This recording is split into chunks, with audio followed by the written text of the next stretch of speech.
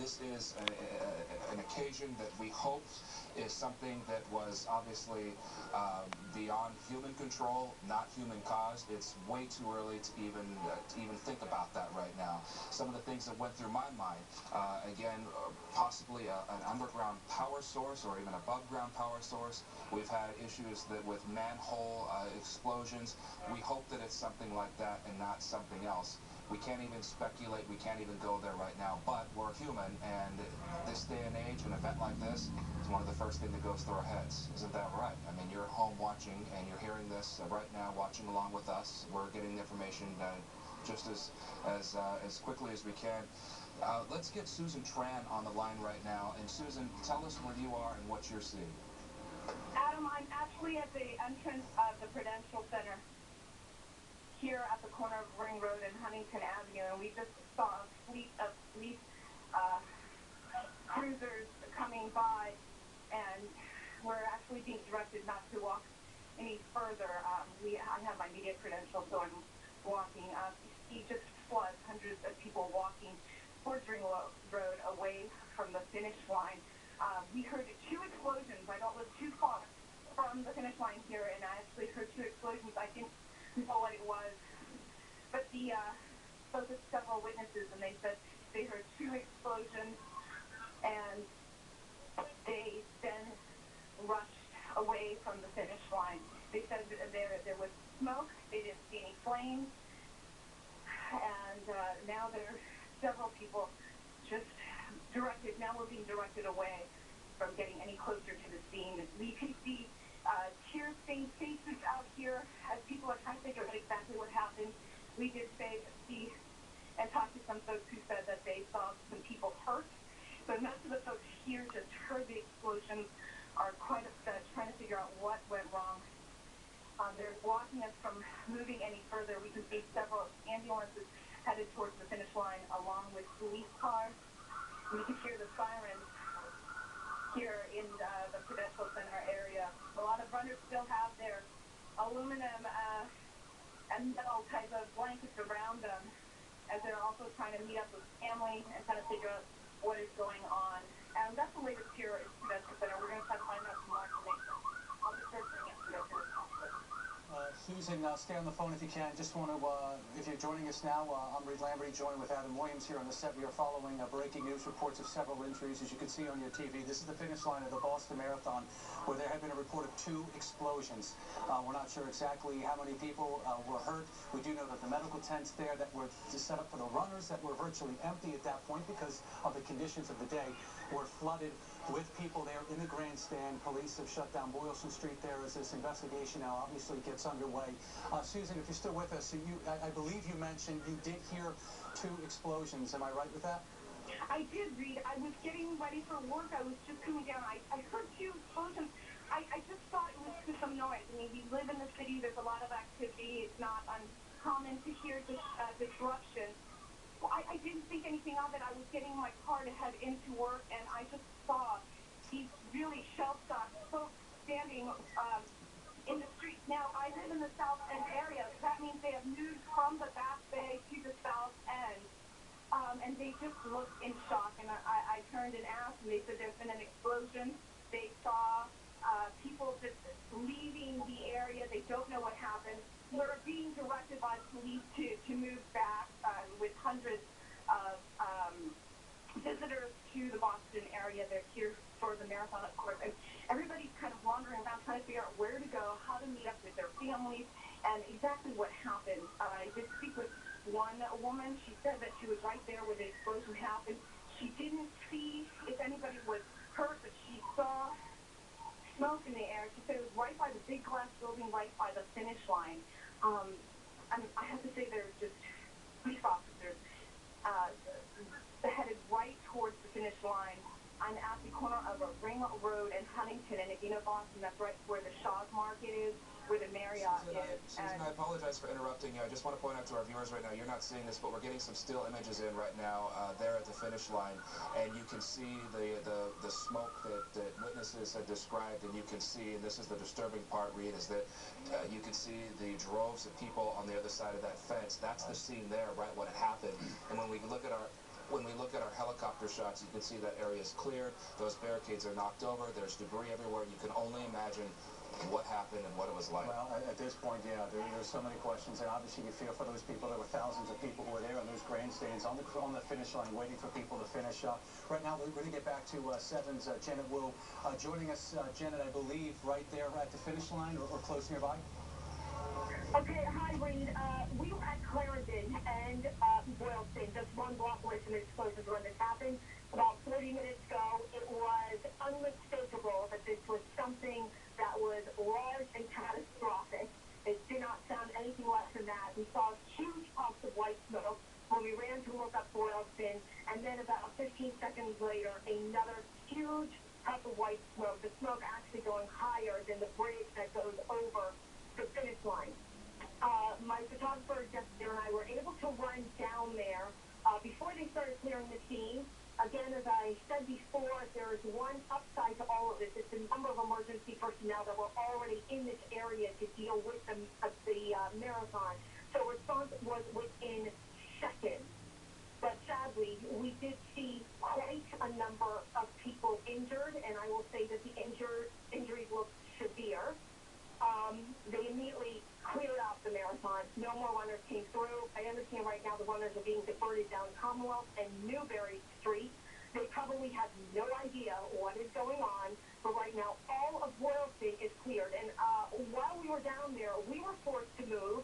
I will say I'm happy that we were, because they were not sure if there was danger still with other explosions that might go off. It is a terrible scene down here because you have runners that have just come through. They were happy, they were elated, and immediately they turned around and started running back the other direction to go find family, loved ones, other runners that they are friends with. I have a colleague up on the bridge, and I can tell you that we are now working on getting more pictures fed in of the moment of the explosion, because the explosion did happen right there. Janet, we're sorry to interrupt you right now. We're just getting some new video. We do want to let people know that we got video of the explosion as it happened, and there it is. Well, we wanted to warn you, but wow, that was an intense explosion. And look at the reaction. Wow. That was one. That was one, yeah. There were two. We're seeing this for the first time as well, and it looks like it happened in front of, I believe, Marathon Sports Store, and there was a second explosion I think we're just hearing. And you can definitely hear the screams and the panic of the people there. There's the second one, I believe, unless that was just the camera readjusting its... If we can cue that video back up, maybe. Once again, if you're tuning in now, we just had video of the explosion at the finish line of the Boston Marathon. It is, we'll probably work on getting that re-cued for you. It is pretty intense. It's very powerful, obviously. And, you know, you can tell it was a pretty big explosion out in the orange, and then, you know, the resulting gray smoke. It doesn't seem like there was a fire as a result, which, you know, in many cases that happens, but looking at the video on your left-hand side of your screen, and the right, yeah, it happened on both, but right there at the grandstand, and there, well, there's the explosion. I think we missed the initial blast, but you can see, I just noticed there are a bunch of runners on Boylston who fell when that explosion happened. And there's that second. It does sound like it's like a second explosion. One of the questions I had when we first found out about this is where the explosion was. I wanted to know if it was on the ground or in one of these buildings. It appeared that it was on the ground right beside that unit that goes up that the photographers are in as they cross the finish line. And you saw that explosion. That it appeared to be the second one, and something that just struck me that was eerie is you see that explosion, you see people obviously reacting to it, and then a strand of balloons going up. Wow. You know, as I was saying, Reed, just a few minutes ago, there are some electrical elements out there that power the TV crews, that power probably loudspeakers, and at this point, again, your human response in this day and age is to think the worst. We certainly hope that's not the case, but you do have to think about some of the elements out there, the electrical components, of course, the manholes underground, and perhaps it was one of those. Way too early to tell right now, but just, again, looking live, you can see the response is still monstrous there on Boylston Street. They've got it covered, they've got roads blocked off, and we have another reporter, I believe, on the phone. Regardless of the cause, and hopefully it is not our worst fear is realized, but regardless of the cause, we do know that many people, many spectators were carried away bloody to medical tents in that area. once again, when to see the explosion, and as we show it, so on the right-hand side of your screen right there, folks, we're going to freeze it for you. We're going to bring back Susan Tran, and Susan, I'm going to guess you're not in front of a monitor, so you can't see what we're seeing. However, we're seeing it now for the first time, as are our viewers, and it's quite devastating to watch. And I'm actually, you're right, I'm on foot. There are no vehicles allowed in and out of the area. They've actually blocked off that Ring Road street that takes you from the Marriott Hotel area to Boylston, where the finish line is. They've set up police tape and barricades now. I'm trying to make my way as close as I can to the scene, but as you can imagine, they've blocked off several streets into the area. The cell service is actually difficult to actually even call. As I look around and I'm making my way on the streets here, I can see everybody is on their phone. Parents are holding on to their child, and people are just hugging their loved ones. Everyone does look a little shell-shocked, and they're trying to figure out where to go and who to meet. All these runners still have their metallic blankets on. Susan, they're also Susan, can you hear me? Yes. Susan, I'm sorry to interrupt, and apologies to the viewers too. I'm not trying to be rude, just trying to process as much information as possible. I'm wondering, as you walk around there, does power seem to be on in nearby buildings? Because Yes. Power is on. I am standing in front of a business. This is the PS chain by the Christian Science Center. I see that they have their lights on.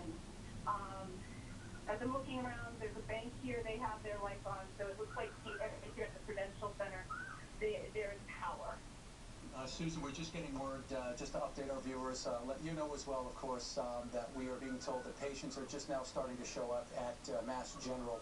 Of course, this happened, the explosions happened near or right very close to the grandstand, if not at the grandstand, where, of course, thousands of people are waiting for runners to cross the line, applaud them as they come by. So we do know that many people were bloodied and severely, gravely hurt from this, and they're going to be spread out to, obviously, the area hospitals here in Boston, one of which is MGH. And again, we're just now getting word that patients are starting to show up here at local hospitals. Susan, can you, any idea, or can you give us an idea now of what people there, what the people there are doing? Are they just kind of standing around trying to figure out, as we all are, what exactly happened? I mean, we know the explosion, but they're trying to piece this all together. Or are you seeing more people just kind of try to get away as far away as possible, because we really don't know potentially what could happen?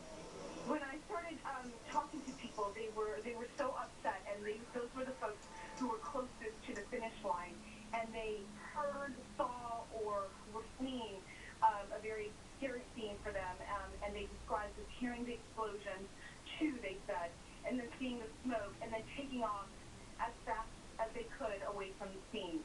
Now I'm watching as people have exited that area, and now they're just, most of them are either with family trying to regroup, or they're trying to find other people. I'm looking over the Christian Science Center right now. There are several groups that are standing around. Most of them are on their phones. They're trying to let loved ones know that they're okay. They're giving them information as much as they can. Most, I would say, are trying to figure out what to do next, where to go. As you can imagine, many are staying at area hotels or visiting, and there's just such confusion as to where they can go that many are kind of just trying to regroup with the family members that they are with right now. Susan, stay with us here. We just got some updated information we want to pass along. The Mass Ave Bridge is being closed in both directions, and Green Line service on the T. Green Line service has been suspended between Kenmore and Park Street. So, and Adam, you got a text from someone who was on the subway at the time? Just as we're sitting here, I have my phone, and a friend of mine was on the subway, a spectator at today's event, and he said that even underground, on the Green Line, underground, they heard 2 explosions, just as the people right there did, and he said that immediately they stopped the train at the next stop, got him off, evacuated. So this is far-reaching. I mean, this goes without saying.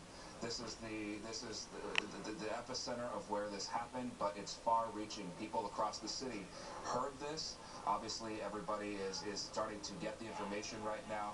affecting so many. And you know, it's just looking at this scene from Sky 7.